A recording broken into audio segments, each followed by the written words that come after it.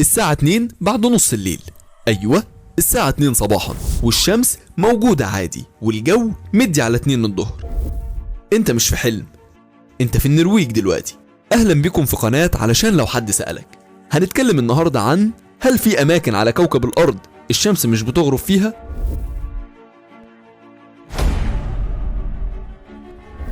في اوقات جميلة بتمر علينا وبنتمنى ان الوقت يقف واليوم ما يخلصش، بس اللي بيحصل وكالعادة ان الشمس بتغيب. ولحد دلوقتي في ناس بتفكر هيحصل ايه لو الشمس ما تغربش والليل ما يجيش. طيب هل في اماكن على كوكبنا الشمس ما بتغربش فيها؟ في اماكن في العالم اليوم ما بيخلصش فيها، وده بسبب ان الشمس مش بتغيب. الشمس موجودة 24 ساعة في اليوم والليل ما بيجيش. ولو انت رحت هناك هتواجهك مشكلة انك هتنام امتى. دولة زي النرويج مثلا معروفة باسم شمس نص الليل، لأن الشمس بتفضل موجودة ومشرقة لمدة 76 يوم في السنة، من شهر مايو لآخر يوليو، حوالي 20 ساعة في اليوم. طيب إيه السبب لكده؟ السبب هو موقع الدولة دي. أيوة، موقعها الجغرافي. علشان نعرف السبب لازم نتكلم الأول عن دوران الأرض. الأرض بتدور دورة كاملة حوالين محورها كل 24 ساعة، وبتدور دورة كاملة حوالين الشمس كل 365 يوم وربع، ودي السنة. تمام كده. كوكب الأرض عبارة عن شكل بيضاوي زي ما قلنا، بتدور حوالين محورها، ونتيجة لكده بيحصل تعاقب الليل والنهار. والمحور ده بقى عبارة عن خط وهمي بيوصل القطب الشمالي بالقطب الجنوبي وبيقطع مركز الأرض.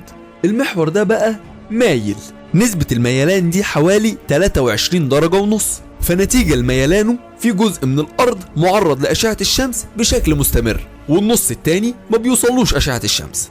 وبتكون الظاهرة دي لمدة نص دورة حوالين الشمس، يعني 6 شهور.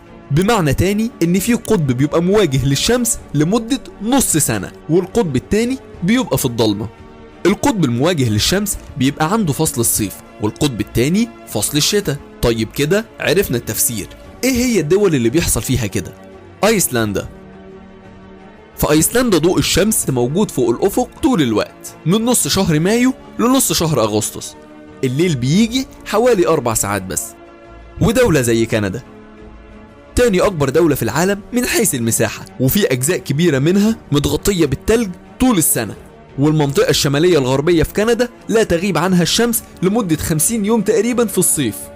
وألاسكا برضو لا تغيب الشمس في ألاسكا من آخر مايو لآخر يوليو، أما في الشتاء فبتبقى مظلمة برضو 24 ساعة.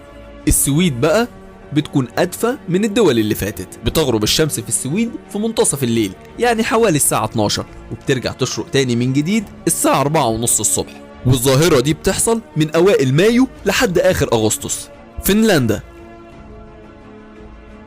معظم أجزاء فنلندا الشمس مشرقة فيها لمدة 73 يوم في فصل الصيف. الدول اللي ذكرناها بتتميز بظاهرة طبيعية موجودة في مناطق قليلة في كوكب الأرض، زي الدائرة القطبية الشمالية والدائرة القطبية الجنوبية، وبتكون الظاهرة دي اسمها شمس نص الليل. ودي كانت حلقة النهاردة عن هل في دول لا تغرب عنها الشمس، علشان لو حد سألك تعرف ترد تقول ايه. سلام.